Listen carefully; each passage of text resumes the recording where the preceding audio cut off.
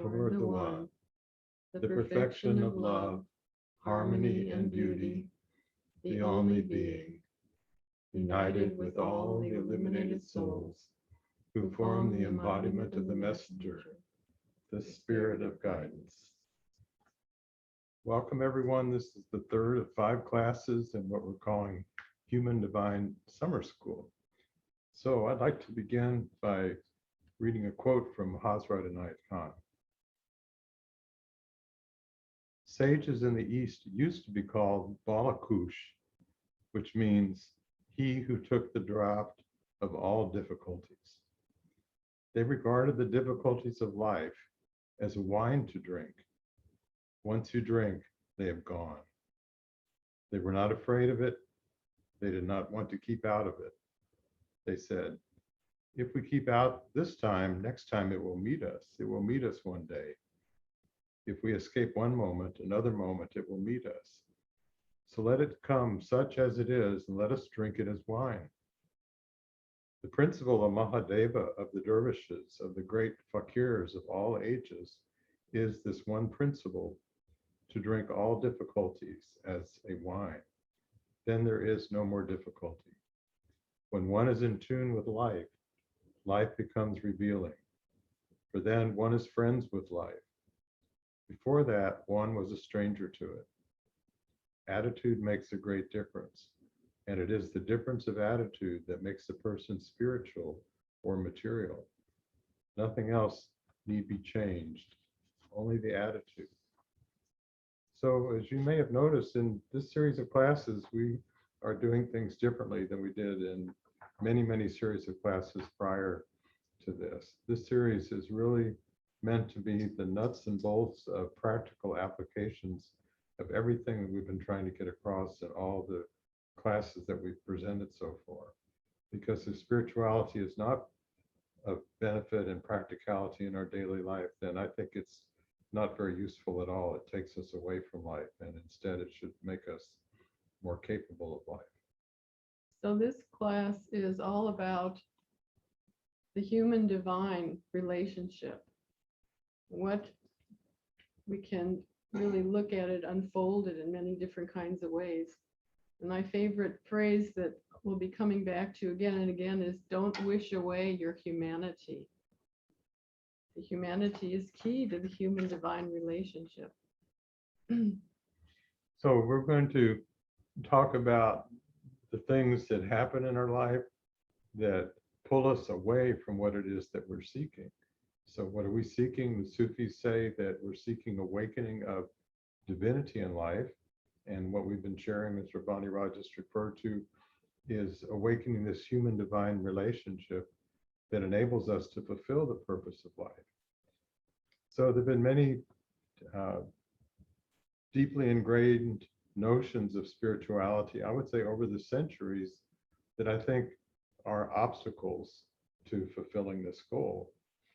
And one of them is thinking that the point is just to get out of the way, to become just a pure empty vessel and let nothing but the divine come through. I mean, it sounds pretty good. You're enabling the divine to manifest through you. You're removing anything that would keep that from happening. But on the other hand, you're not contributing that which is unique to you. Remember, we talked that each of us has access to a unique part of the divine wisdom that no one else has access to. And we've talked about everything being Gabriel, including each of us. And each of us has something to reveal to all the rest of existence. And how is that revealed? It's revealed in our relationships, in whatever we are experiencing, whether it's in physical manifestation or whether it's in the subtle realms. But if nobody's home, so to speak, then we're not revealing anything of us. And there really wouldn't have been a point to creation in the first place. So this is a very important point. Say something. Sure. So as far as I see it, the way that this relationship can work the best is, I brought this to you before, is the witness, a compassionate witness. So we see and give the role to the divine of being the compassionate witness. In other words, we're feeling that being witnessed in a very loving way. And that also makes us more conscious of what we're doing and what we are saying. And because much of what we do becomes so automatic that we don't even know that we're doing it. So that's one reason for the compassionate witness. The other reason for that is to be felt as that the divine is proud and pleased and loving towards you, which sets the human side of it then in the place of comfort, of unity from which we act. Then the human acts. We do something in life, sometimes without really thinking about it, unconsciously, sometimes with an intention, sometimes with a whole lot of baggage. There are many ways that we will act. And the whole time then we're feeling the compassionate witness, noticing what it is that we're doing. If we immediately start reacting and think, oh no, I shouldn't have done this, and why did I do it this way? I should, that kind of thing. The compassionate witness is still watching.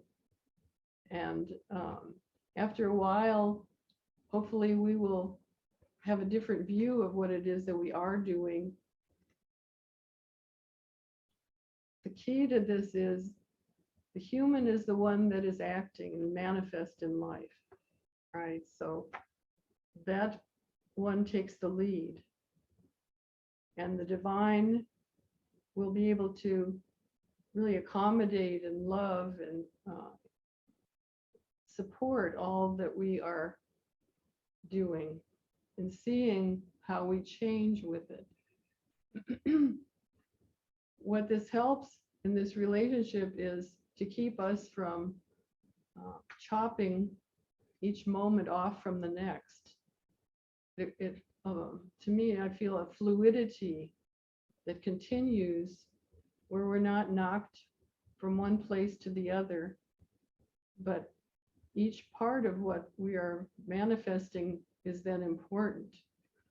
Let's hearken back to what Azabasha said to us many times, that each moment is a portal. If we are using what I've just told you of this witnessing of what we're doing, living in the moment, some people might say, but also extending way beyond this moment to thinking this is unfolding, this in unique being unfolding in life. What are we learning from this? What am I learning? What did I do in this moment? And how is this accepted and felt by the divine? So let's take it from there. So, in any given situation, one possibility is what we talked about before. It can become the very portal of an opening to sacredness, of an opening of emergence, of a transformation of the space that you're in, of qualities being present that weren't available before.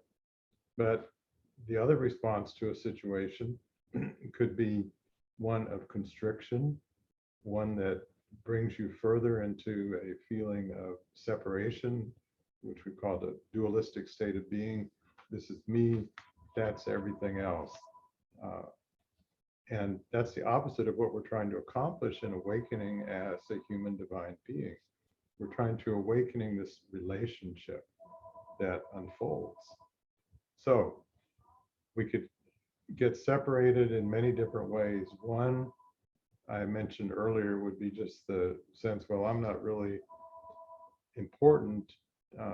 It's all about the divine side. I'm just going to totally empty myself. And so you can't be in a state of relational unity, which we've talked about so many times throughout the different classes. That state that's not dualistic, that state in which we're not merged totally in the objects that we're experiencing, but that state in which there's a fluidity and circulation between ourselves and what we're experiencing.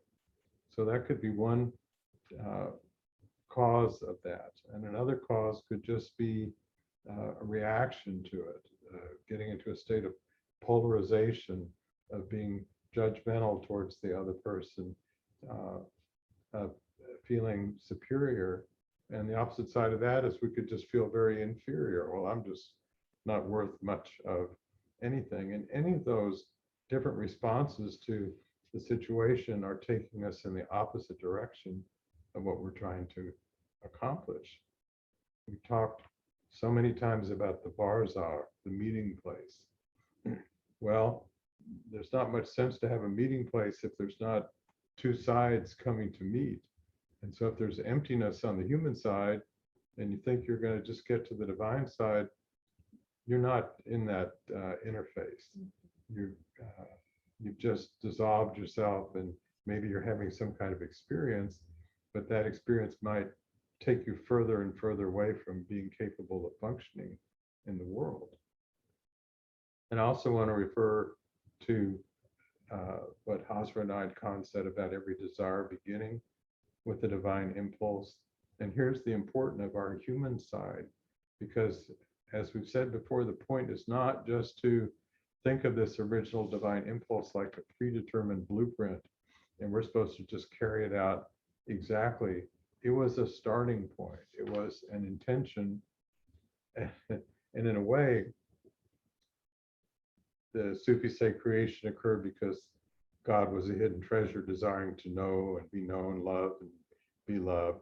Well, you can think of what God was capable of knowing before there was a manifestation, that even God probably had some kind of an inkling of a possibility, but couldn't possibly know what that was going to be. And that had to await there being a manifestation, and it had to await beings awakening enough in manifestation to participate in this relationship. So these are just so many different ways of looking at how we respond to a situation. Is it going to be something that opens us up? Is it going to be something that shuts us down? Is it going to be something that causes us to feel more separated? Is it going to be something in which we feel more connected? And we can use this as kind of a barometer or a guidance in what direction to go in. So if it's going in the opposite direction, well, just turn around, don't keep going that way. Open something up, even though your initial inclination is just to dig your heels in and get into that reactive state.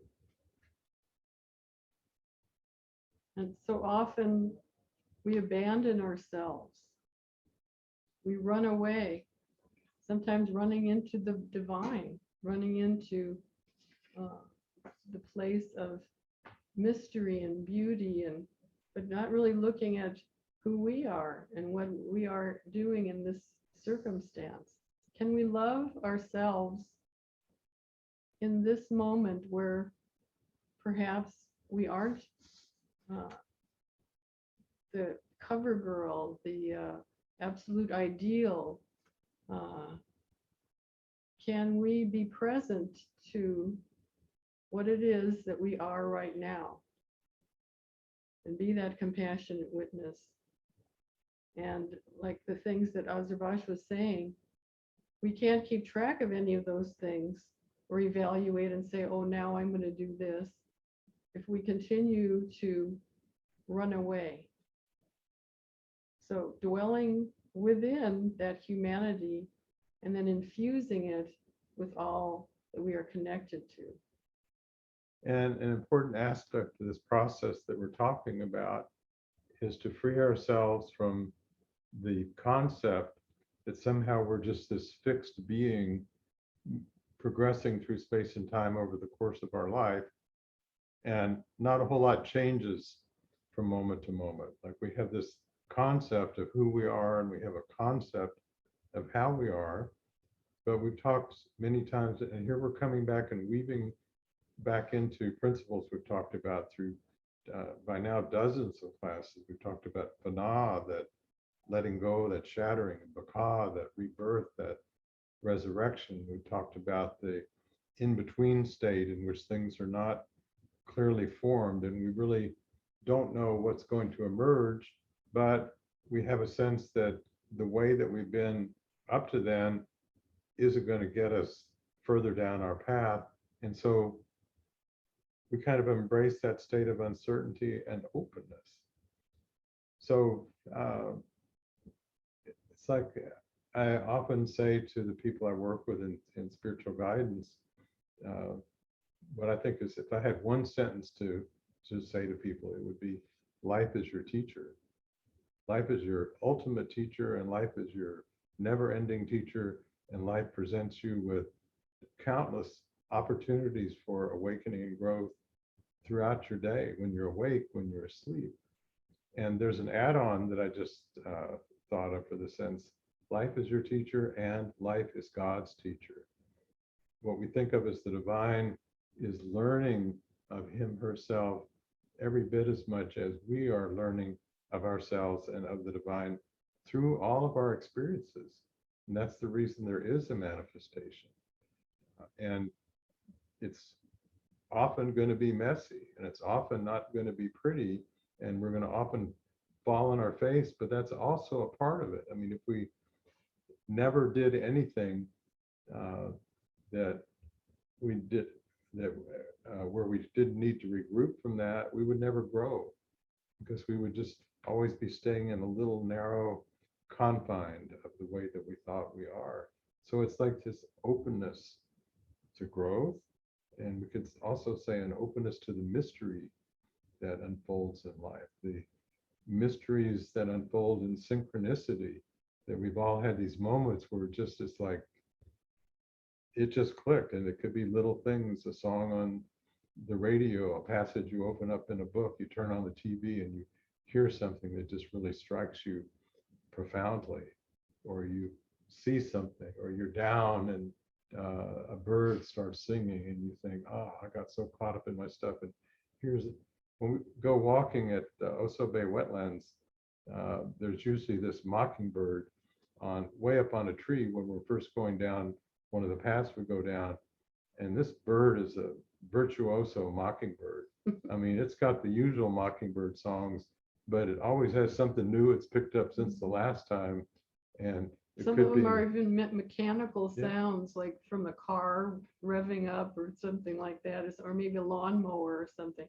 yeah, but you see this little bird and you know this just in this state of ecstasy, being able to express all these, I mean, creative things, because you don't usually hear mockingbirds imitating some of these sounds. Parrots do things like that, but I don't think I had heard mockingbirds do that before. So here's this bird that discovered something new, and you know, it's like the morning entertainment for all the other birds, broadcasting what it's picked up since the last time.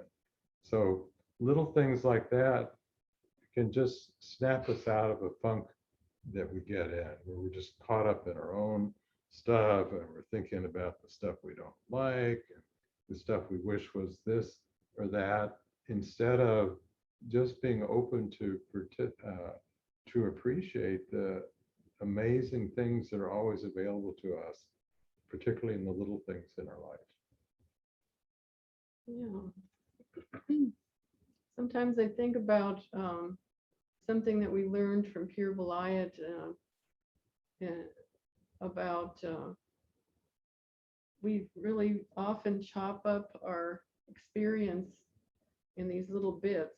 I mean, even our vision itself, it's very hard for us to look at one thing and not be changing what we're looking at and flitting around. And this idea that I've stated already about loving ourselves and being able to continue looking. You know, we said that the surface area is a very important idea, in that the larger that the surface area is, the more that can be communicated from one side to the other.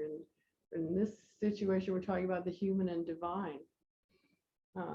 And really, the more of our own selves that we can accept, then the more the divine has to work with as far as communicating to that other side. Rather than, and especially when we try to cut and paste and see, well, these are my best, I'm good from this side, but I'm really not so good from the other side. So let's just use this side. Able to really believe that all the way through is goodness. It is, and not goodness is, but it is that reality that we want to be able to allow the divine to experience, making God a reality. All of it. Just imagine that, all of it, and accepting back to the past, accepting, into what's going to happen in the future, and difficulties, sicknesses, reaching that awareness, I guess, really out in that presence, all the way out into that. And that then is the place where, a wide, wide place where that transformation can happen. And part of that acceptance is a realization that we are always a work in process, that we're never finished. And that's why I think it's an old notion in spirituality, at least the way I thought of enlightenment for years. And when I first learned about different Eastern traditions, oh, that was the finish line. You get to enlightenment and you're done, you're cooked, you've done it. Maybe you go and teach or whatever, but that could never be the end of it. I mean, there's always further growth, there's always further evolution. And so can we open to the possibilities of how we might become in the future that we perhaps can't even imagine right now? So instead of thinking the way we usually do, and there's nothing wrong with this, okay, here's some aspects of myself I'd like to work on those things, things that bother you about yourself, that's fine. But being open to, you don't know what new growth might happen in the future, what new realizations might happen in the future, and realizing that those realizations are not taking place solely through whatever efforts you're doing on what you think of as your end of things, like this body in physical manifestation. Those realizations come in that meeting place between the human and divine. And it's not, again, here's another old notion that you think, okay, all this divine wisdom is sitting up there, and if I meditate long enough for enough years and do enough practices, then I'll get it. I'll be able to realize what's already existent. But I don't think it's like that at all. I think it's a process of mutual discovery that results from the human and divine coming together. So it's not canned wisdom, so to speak. It's revealed wisdom that emerges in the new creation. Not that you're moving towards something that's sitting there. It is created in that experience that you're having, in that state of relational unity. And to me, that way of thinking about our life and experiencing our life has so much richness to it, and so much, excitement, because I certainly have, I would say, an explorer's nature. I'm looking forward to the next thing that is a realization. Sometimes I call it a divine download, but I think I could more properly call it human divine download, what's coming from between those two sides. And it's a delight when those things happen. And it's a delight to do what I call unpack those downloads. Like, it's just really richly condensed. I just started reading this book that I wouldn't recommend that you purchase. I love William Tiller, but he's listed as a kind of a secondary author with this other physicist, and it's just, a lot of it's just really tedious because the other guy puts in so much math and whatever, but every so often there's just a real jewel in there. And he's talking about his notion that information exists outside of anything to do with space or time. And these quantum states, he calls them, are like when they interact with manifestation, they're like little programs, frequencies that open up and they bring about something. But until that happens, you can't say that they're anywhere. They don't exist in any location, but they're something real. And that's like, wow, I can get a lot of mileage out of considering what that might be about. I can consider, well, how is it that things move from a divine intention? And many Sufis at least say that the divine cannot incarnate directly into existence, but the divine can experience through the relationship with the manifest being. So what is it that enables a translation, or a like if you had a current that was just too much and you wanted to plug in something that needs 9 volts, you have to have a step down transformer. And your cell phone chargers are like that. They're taking the current out of the wall and stepping it down to something that's not going to fry your cell phone. But something has to step down this, not manifest in any way that we could even describe, and turn it into an actuality in existence. Well, I get a lot of joy in exploring things like that. Might not be your cup of tea, but it goes a long way for me. But the point I'm making is, when you find that way of your being that makes you feel so alive, and you really work on ways to be able to honor that and to express that, then more and more things will come to you, more and more openings will come to you. Beautiful. So let's do a practice. We prepared a couple different scenarios, thinking about how we get caught up in life and difficulties, and then a meditation that might be helpful in that situation. And the first one is, we probably all had this feeling slighted by someone else, put down, and being upset by that, or feeling angry at somebody. And it's really got us off course, and that's all we can think about. We're angry. Well, and often it has keyed something in us, and it's a reaction for sure. Now we're thinking about all these other times that this happened before, and just kind of spiraling down.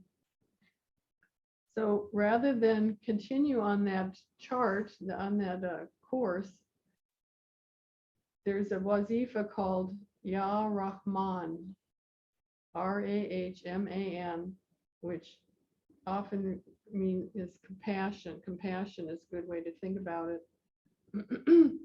Definitely, this would be a moment to call upon compassion, because it gets us out of the feeling of being the one who is slighted, the one who is punished, and opens us up to the other side, where we can be the source of beauty and power and love. It's really making love in room in your heart for everyone. So again, instead of the victim kind of role, we're taking ourselves to the more divine point of view, or even ourselves being infused with the love of the divine. So Ya Rahman. So again, it is switching roles from where we were in the moment before.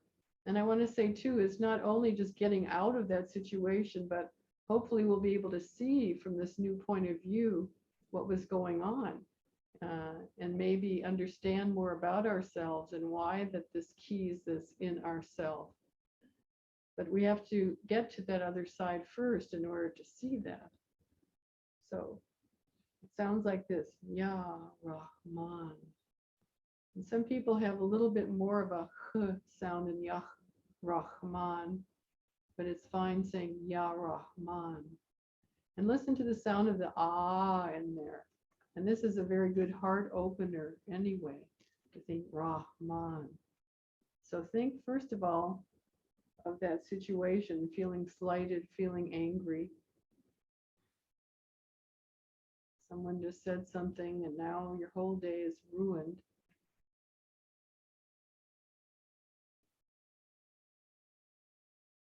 Now we found a place and a time that we can say this beautiful word, which means making room in your heart for everyone. So this being who somehow has said something to us, we're just surrounding with love and making the energy flow from a whole different place. So I'll begin and you can come right in with me. Ya Rahman. Ya Rahman. Go ahead. Ya Rahman. Ya Rahman. Ya Rahman. Ya Rahman. Ya Rahman. Ya Rahman. Ya Rahman. Ya Rahman. Ya Rahman. Ya Rahman. One more. Ya Rahman. Now we're just going to breathe. And as we inhale, we just inhale. But as we exhale, we're thinking Rahman. And just carrying the sound of Rahman and the feeling of love and compassion to this other being and outwards even from them. Go ahead.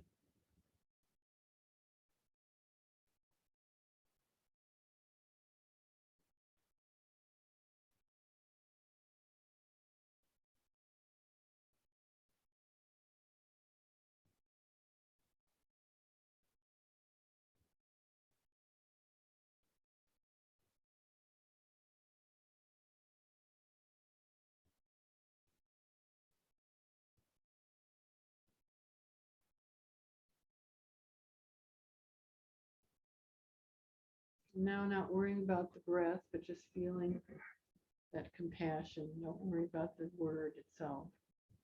Just feeling the essence of compassion.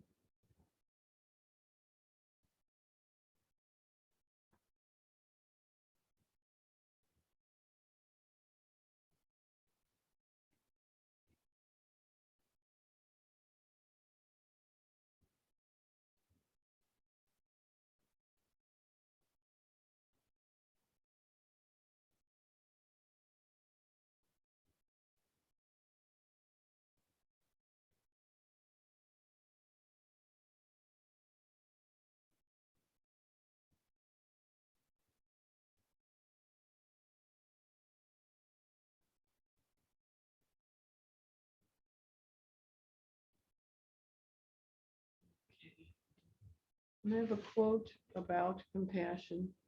The spirit of a saint becomes attuned to that of the whole universe. She is in tune with all climates, with the weather, with nature, with the animals and birds. She becomes in tune with all the atmospheres, with all human beings of various natures, because she becomes the keynote of the whole universe.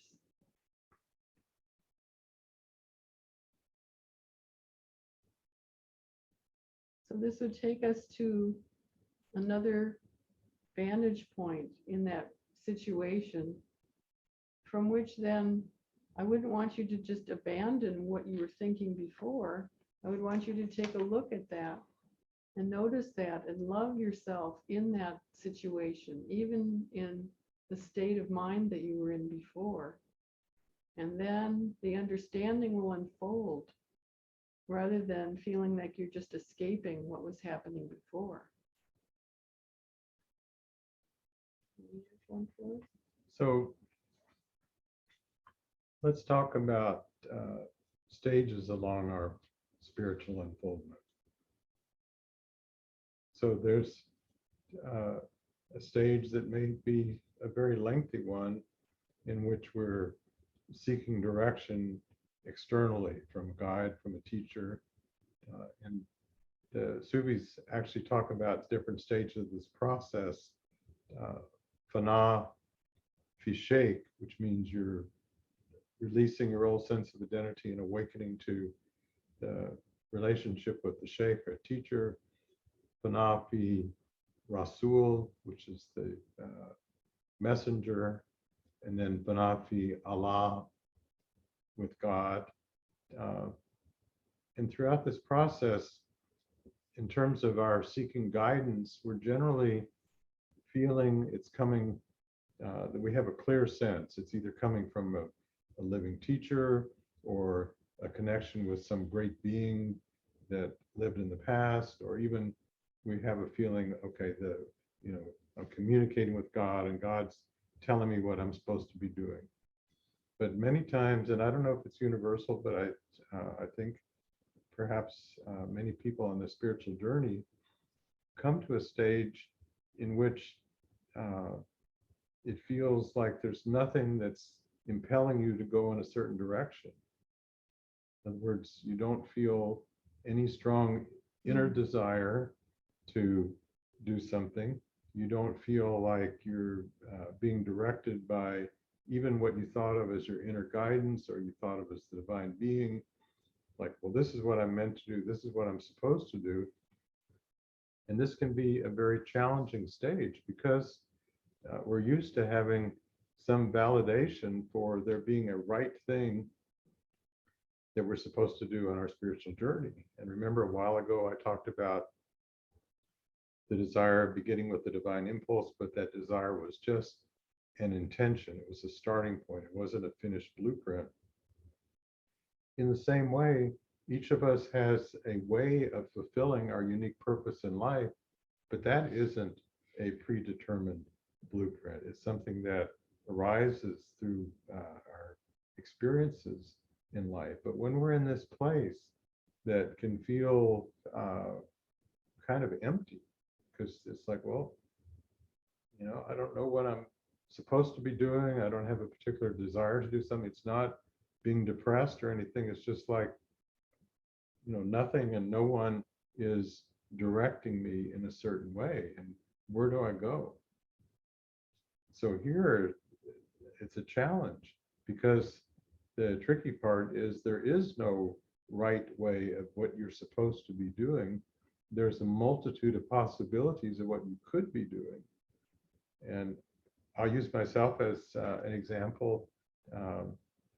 After Stanford, we were working for this yoga group for, pretty heavy duty for a couple of years. And I didn't really have any thought of getting further education. But one day I decided, well, I think I'll go to graduate school. But I really didn't have a strong pull about what field it was going to be. And I think we've shared this story before with some of you, looking at the graduate school catalog of anthropology, math, computers, counseling, psychology, but also at the same time, I had gotten accepted to this Waldorf training program in New York, this wonderful program of being a Waldorf teacher in a Steiner school. And I didn't have a sense of like, well, this one's right, that one's better than this one. But at some point I just had to pick something. So I happened to pick being a psychologist, which turned out to be a wonderful choice because I absolutely loved being a psychologist. But I might have loved being a Steiner teacher just as much. The point is, it didn't matter which one I picked, but I had to pick something. So when you're in this stage, the way to continue, I won't say the way out, it's not that you're stuck, but I've used the example, if you open up Google and you see the search box and you don't put anything in there and you hit enter, nothing's going to happen. It's waiting for you to say, what do you want Google to find for you? What do you want to do? What's a possible choice that you can make? But then the point is, once you've made that decision, and this has to do with mastery, which we've talked about in the past, it's sticking to that. It's like fulfilling that, bringing it to completion. And perhaps at some point you'll decide, now I want to go on to something else, but it's like, okay, that's the direction that you you've gone in, and then you start to feel the the sense, well, this is a good thing. You have the satisfaction of you've chosen something and you've picked one of many possibilities, any of which would have been good, but this one is good. So you don't second guess yourself, well, maybe I should have picked this one or that one. That's part of mastery, is that no, here's where I'm going in this direction. So we're going to talk some more, but I would like to interject a practice at this point. And these are two divine names that many of you are familiar with, but we're going to do them in the opposite order that you're probably used to. The practices are Wali, which means mastery, and Hadi, Wali, W-A-L-I, and Hadi, H-A-D-I, which means guidance. And usually we start with the guidance, Ya Hadi, Ya Wali, like you tune into the guidance and then you go in that direction. But the way we're going to do this practice is we're going to do Ya Wali first, the mastery part, where you choose, and then the guidance. That's your path you've gone on. Now you can open up the guidance that follows with that.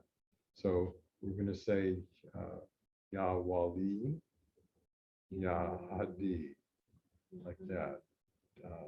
And perhaps some of you listening to this either live or watching on YouTube, maybe somebody will be watching this many years from now, and you're in this place.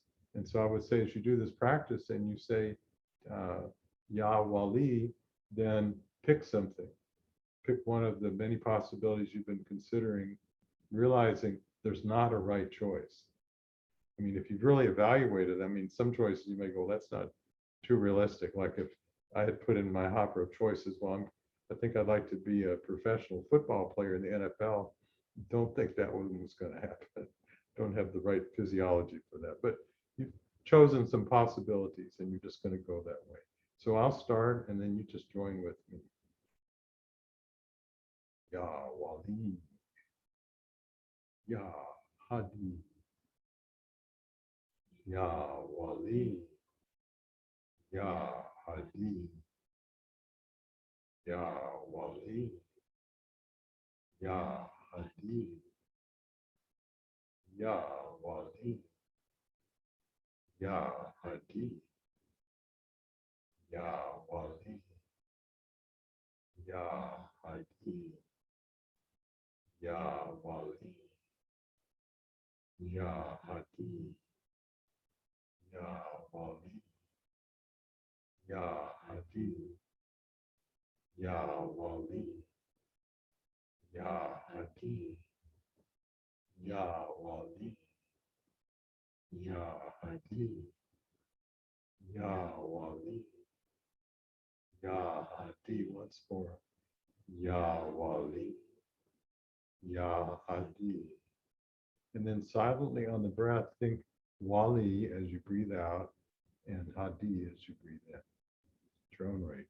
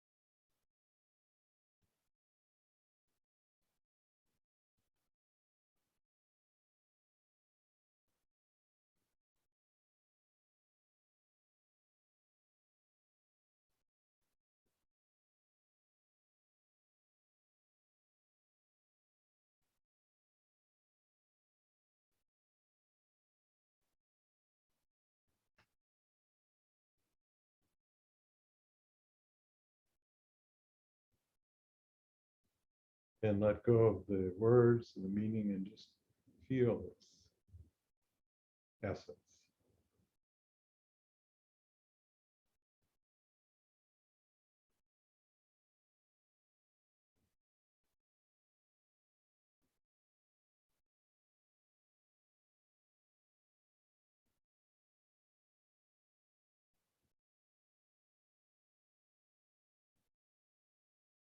Amen. So much of what we've been sharing tonight has to do with our attitude. Talk so much about it's all about our relationship with what we're experiencing, which is quite true. But it's also very much about our attitude of how we are experiencing what we're relating to. And if we have an attitude that is just, it could be an attitude of, okay, this is a very challenging and difficult situation. What quality am I being called upon to bring forth in this situation, which may help to open it up in a way, which may help to bring some light to it. And so it doesn't necessarily mean that a very difficult or perhaps an awful situation is going to magically turn out wonderful, but somehow you've done something that's opened up the space that plants some seeds of transformation, of new possibilities of what can arise. And so having that attitude towards that situation, perceiving it as an opportunity for we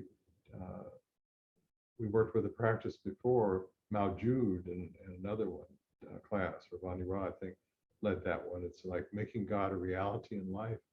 Every time we do that, we are making God a living God through our human divine relationship. We're making the expression of that come through in a way that could not take place without our human side and the divine side together. Something I'm getting out of this practice and the way you're presenting right now seems to call upon somebody being consistent, somebody kind of working with energy and then building that energy and allowing kind of more openings to other parts of yourself into this manifestation of who you are. I don't know if that's what you had intended, but it's a very good, a strong kind of feeling, confidence. We brought that in other classes. Yeah, an incarnation of feeling, a feeling of manifesting something.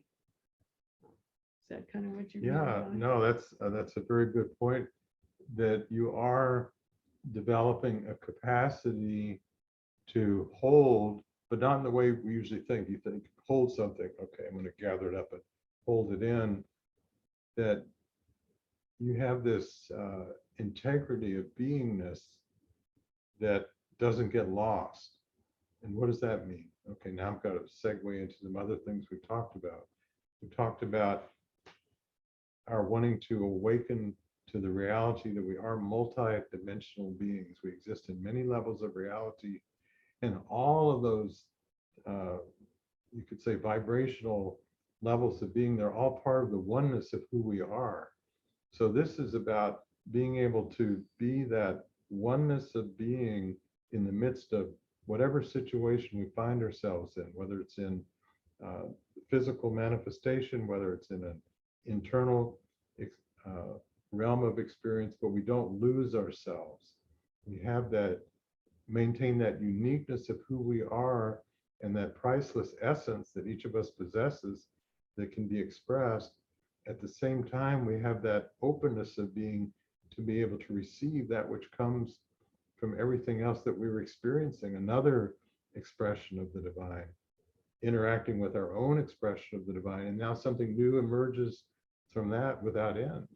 There's no end to it. So it's just image that comes, it's just this blossoming of blossoms that just are blossoming more and more. And we are that, what carries through all of that blossoming, that the form may change. Our form certainly changes over the years as we age. Our form will certainly change when we're no longer in this physical existence, but that unique recognizability of the essential essence of who we are is never lost. That will always be there for all of eternity. It does not disappear back into the one.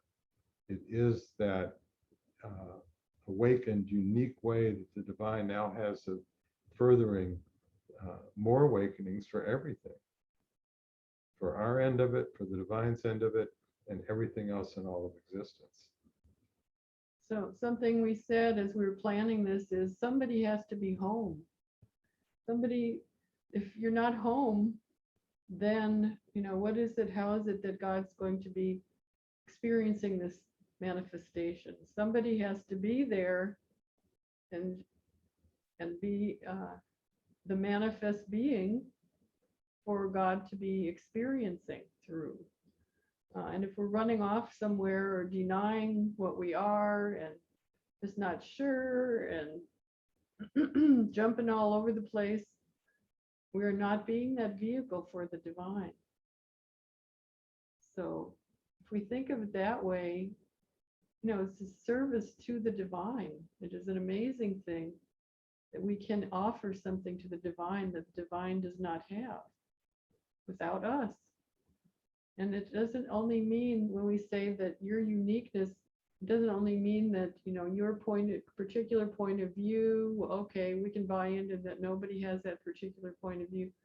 No, it is not only that. It is also all of the divine qualities in this recipe that is nowhere else, that infuses everything else. It has a connection to everything else. And that's such a piecemeal way of thinking about that. It imbues everything else and infuses everything else. And it is you. I'm almost thinking of our string band song. It's all you. I'm thinking as we're talking, I was just thinking of the word home. Mm-hmm. And we're saying, well, we want someone to be home. Well, you could kind of dissect the word home and the H, the who, that divine presence in the middle. What's the middle of the word? Om. It's the vibration of all of existence, but we're all a part of that vibration. We contribute to it. And what's the end of that word? Me. So if you don't have all those parts, you don't have home. So we want to have a home. We're making a home for the divinity to come to life in manifestation through us and through all of us. So I want to just read a little bit more from the Hazrat Khan passage I started with.